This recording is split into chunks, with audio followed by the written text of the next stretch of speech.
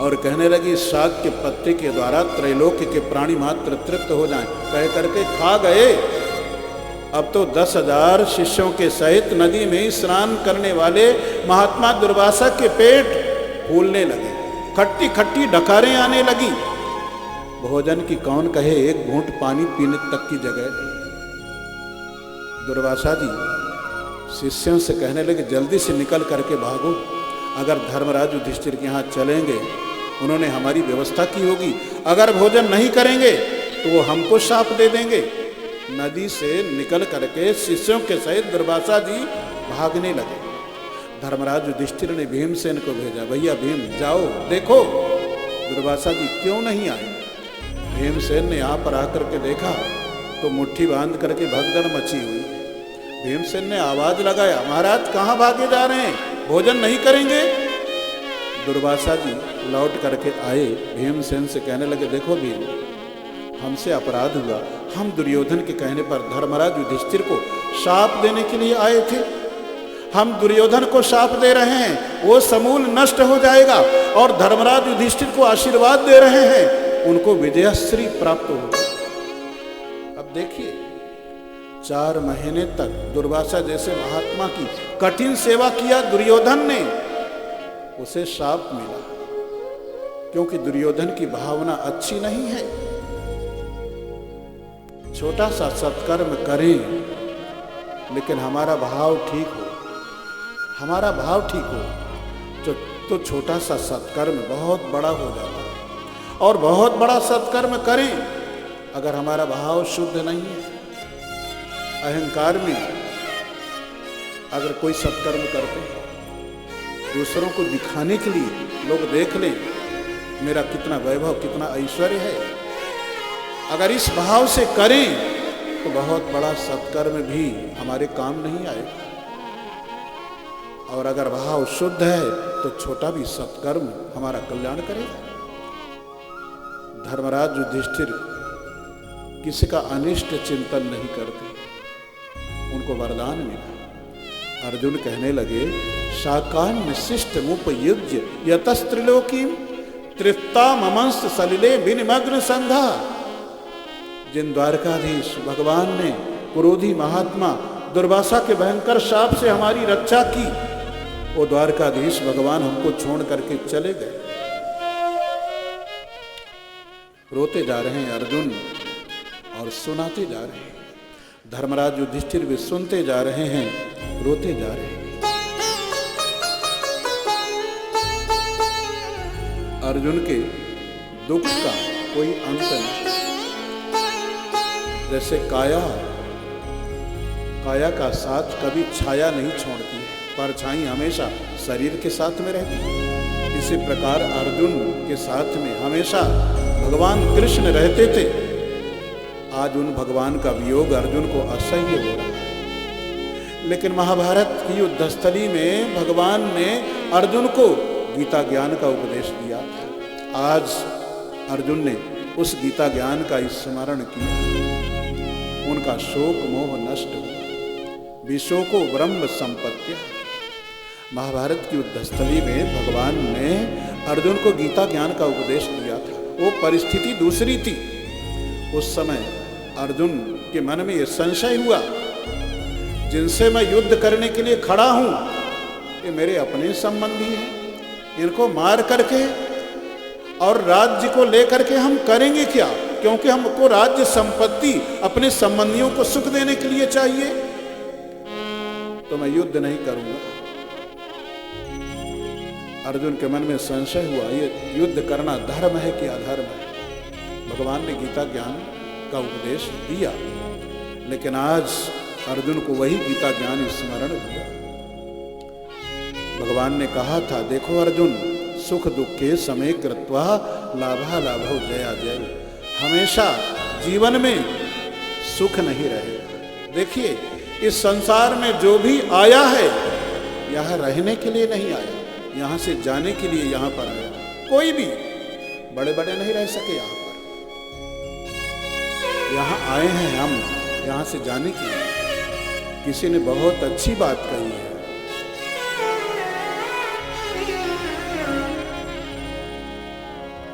जिंदगी एक किराए का घर है,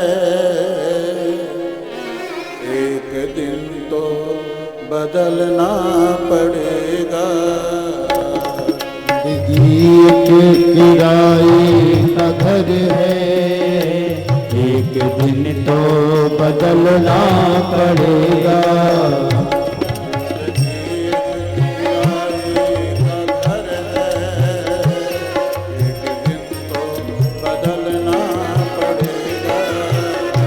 जिंदगी एक किराए का घर है, एक दिन तो बदलना पड़ेगा।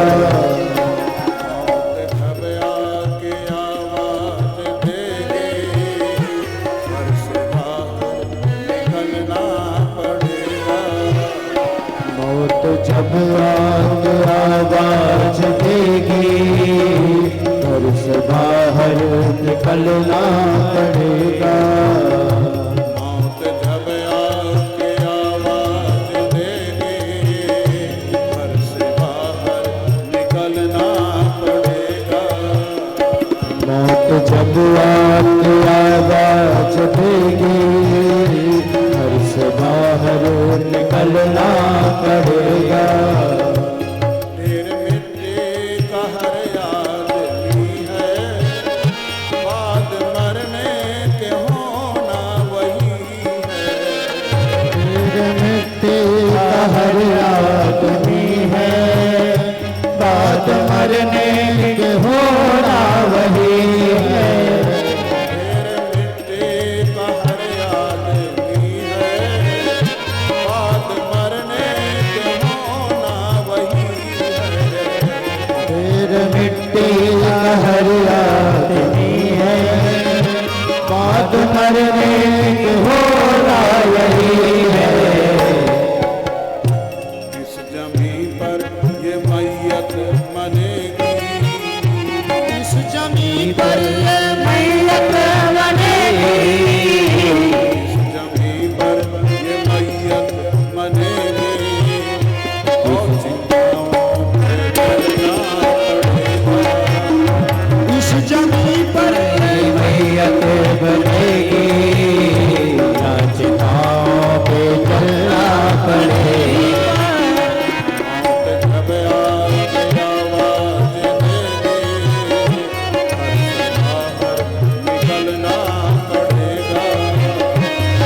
तो जब आगे आवाज देगी, घर से बाहर निकलना पड़ेगा।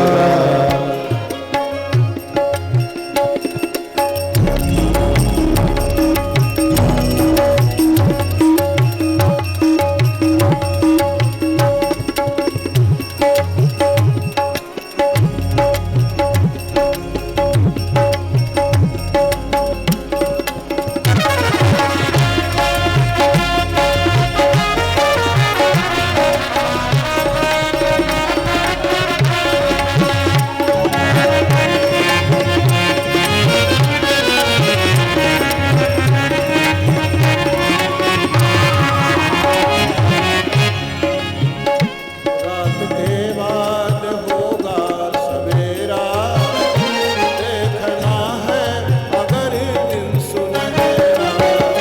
रात के बाद होगा सवेरा, देखना है अगर दिन सुनहरा। रात के बाद होगा सवेरा, देखना है अगर दिन सुनहरा। रात के बाद होगा सवेरा, देखना है अगर दिन सुनहरा। हाथ फूलों पे तुम रखने वाले, हाथ फूलों पे तुम रखने वाले, फूलों पे तुम रखने वाले, एक दिन कांटों में चढ़ना पड़ेगा। हाथ फूलों पे तुम रखने वाले, एक दिन फूलों पे चलना पड़ेगा।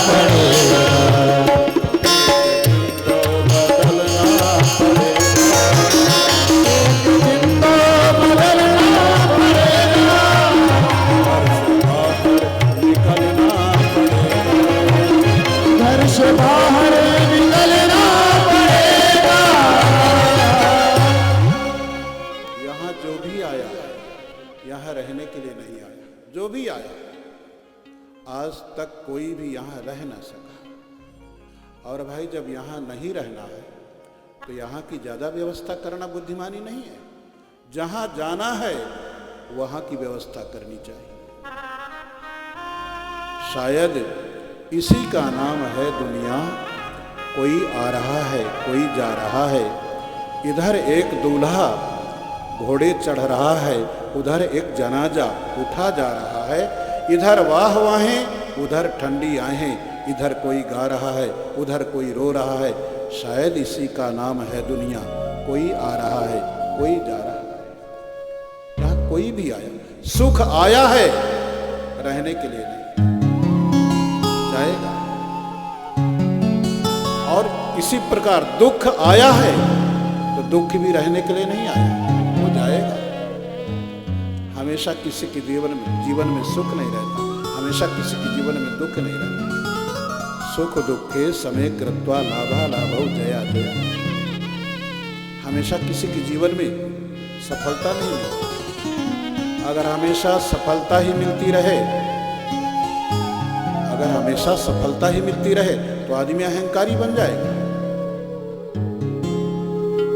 इसीलिए प्रतिकूल परिस्थितियां आती हैं, प्रतिकूल परिस्थितियां आती हैं, हमारे अहंकार को नष्ट करती, हमें सत्य का साक्षात्कार करवाती। प्रतिकूलता हमें भगवान की याद दिलाती है। गीता का ज्ञान अर्जुन को स्मरण हुआ। उस गीता ज्ञान के प्रभाव से अर्जुन का शोक मोह नष्ट हुआ। देखिए, अपनी संतानों को हम उत्तराधिकार में सांसारिक संपत्ति दें, अच्छी बात है, लेकिन अच्छे संस्कारों की संपत्ति देना भी हमारा कर्तव्य है कि हम अपनी संतानों को अच्छे संस्कारों की संपत्ति दें। ये कथा हो रही है, ये कथा हो रही, इसमें बच्चों को ला करके कथा सुनाना बहुत जरूरी है। हमारे बच्चों में अच्छे संस्कार कैसे पड़ेंगे? उनको भी ये कथा सुनाना आवश्यक है। अर्जुन का शोक मोह नष्ट हुआ। धर्मराज युधिष्ठिर की मां महारानी कुंती ने जिस समय सुना द्वारकाधीश भगवान अपने धाम को पधार गए, कुंती महारानी ने तुरंत भगवान के विरह में अपने प्राणों का परित्याग कर दिया। धर्मराज युधिष्ठिर कहने लगे, धन्य है हमारी माँ का भगवान के प्रति कितना सच्चा प्रेम है। उन्होंने मर करके भगवान के प्रति सच्चे प्रेम का परिचय दिया। हम सुन करके भी जीवित हैं। हमारा हृदय कितना कठोर है। धर्मराज युधिष्ठिर ने बालक परीक्षित को राजा बनाया, परीक्षित का राज्याभिषेक किया और निकल पड़े उत्तराखंड की ओर। पांचों पांडव उत्तराखंड की ओर निकल पड़े। कोई किसी से बोलता नहीं, कोई किसी की सुनता नहीं, चले जा रहे हैं। द्रौपदी सबसे पीछे है। हिमालय पर्वत पर जा करके पांडवों ने मोक्ष पदवी को प्राप्त की। महाराज परीक्षित ने शासन को संभाला। उनको मालूम पड़ा हमारे राज्य में कलयुग का प्रवेश हो चुका है। महाराज परीक्षित ने विद्वान ब्राह्मणों से पूछा, अगर कलयुग हमारे